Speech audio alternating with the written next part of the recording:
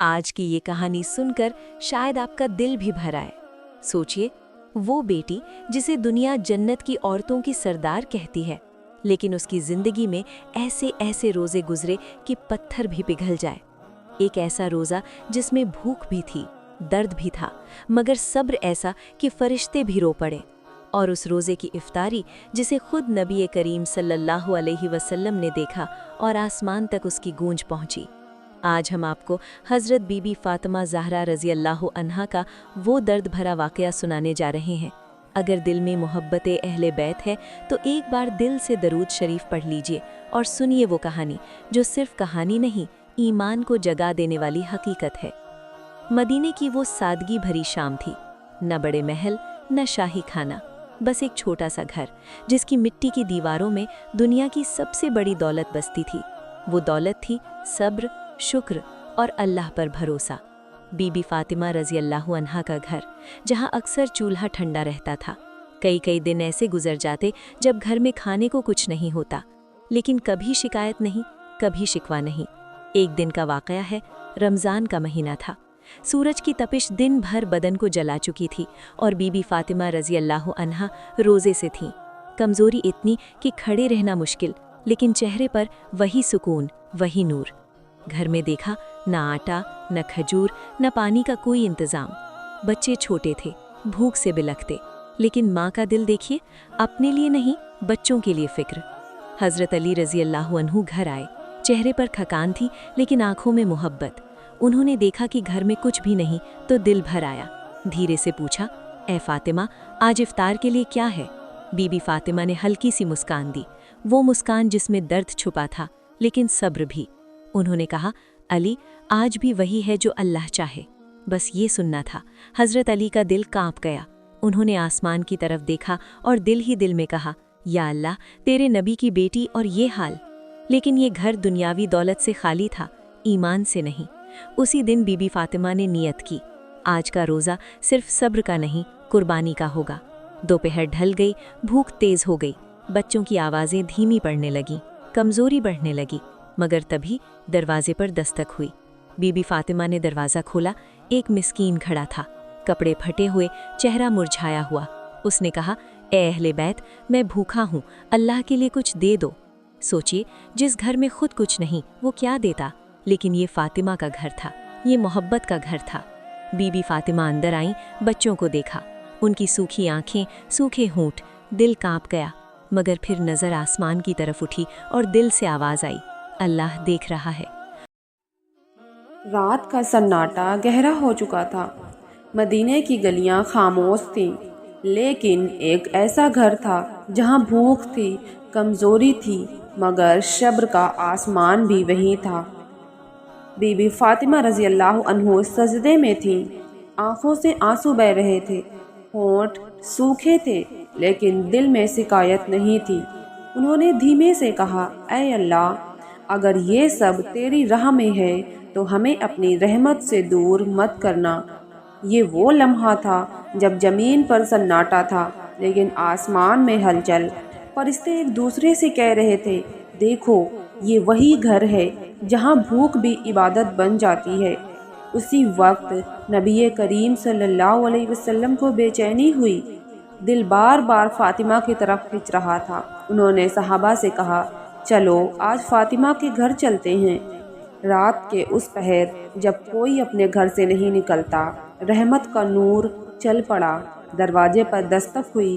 बीबी फ़ातिमा उठीं, कमज़ोरी इतनी कि कदम लड़खड़ा रहे थे। दरवाज़ा खोला, सामने अपने अब्बा को देखा, नबी करीम सल्लल्लाहु अलैहि वसल्लम को। बस ये मंजर देखते ही उनकी आँखों से आंसू बह निकले। उन्होंने कहा, या रसूल अल्लाह, आप इस वक्त? नबी सल्लल्लाहु अलैहि वसल्लम ने बेटी का चेहरा देखा, सूखे होठ, कमज़ोर जिस्म, दिल भर आया।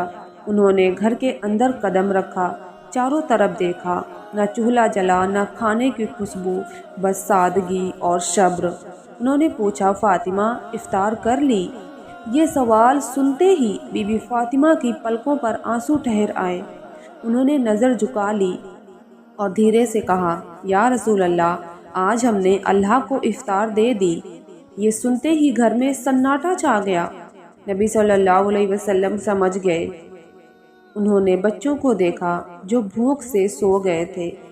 نبی صلی اللہ علیہ وسلم کی آنکھیں نم ہو گئیں، لیکن چہرے پر مسکان تھی، کیونکہ وہ جانتے تھے وہ بھوک نہیں، ہار نہیں، یہ بھوک جیت ہے۔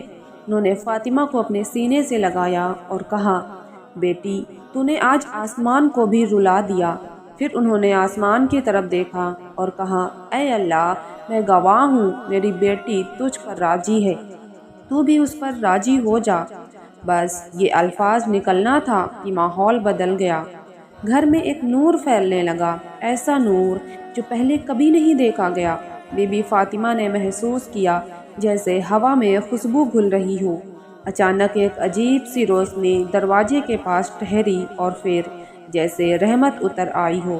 کہا جاتا ہے اس رات اللہ نے فرشتوں کو حکم دیا، جاؤ میرے بندوں کو سلام کہو جنہوں نے مجھے خود پر ترجیح دی۔ اس گھر میں سکون اتر آیا، دلوں کی تھکان مٹنے لگی۔ نبی صلی اللہ علیہ وسلم نے کہا، فاطمہ آج تو بھوکی نہیں، آج تو سب سے امیر ہے۔ بی بی فاطمہ رو پڑی، لیکن یہ آنسو درد کے نہیں تھے، یہ شکر کے تھے۔ انہوں نے کہا، یا رسول اللہ، جب اللہ راضی ہو تو بھوک بھی میٹھی لگتی ہے۔ یہ سن کر نبی صلی اللہ علیہ وسلم نے فرمایا، قیامت کے دن اللہ کہے گا، اے فاطمہ آج میں تجھ سے راضی ہوں، تو جس سے چاہے جنت میں لے جا۔ سوچئے کتنا بڑا مقام، ایک روزہ، ایک بھوک، 3 قربانیاں اور بدلے میں جنت کی بادشاہت۔ رات گزرتی رہی، لیکن اس رات کی کہانی آج تک زندہ ہے، کیونکہ وہ صرف ایک روزہ نہیں تھا، وہ صبر کی مثال تھا، وہ قربانی کا دریا تھا۔ اس دن دنیا نے سیکھا، روزہ صرف بھوکے رہنا نہیں، روزہ دل کو بڑا کرنا ہے۔